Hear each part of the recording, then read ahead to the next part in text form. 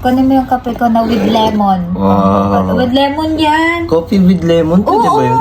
Purong kape. Walang cream. Oo, walang creamer. Malamig na kasi siya. Hindi, titikman ko.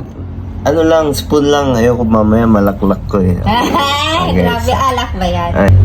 Mali, wag ano yan lang. Paano mo ano? Hindi ko gusto.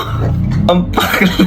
Masarap. Walang sugar yan? Wala, as in purong kape. Kape tapos Kape ano? tapos lemon. Parang brood.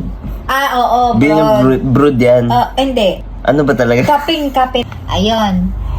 Mayaman ka na doon pag nakabili ka lang ng tinapay na galing sa Maynila.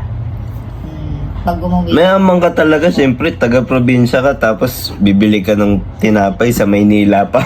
Hindi, like yung sa, alam mo yung box. Ganun ka kayaman, guys. Limbawa, nakatira ka sa Ilocos.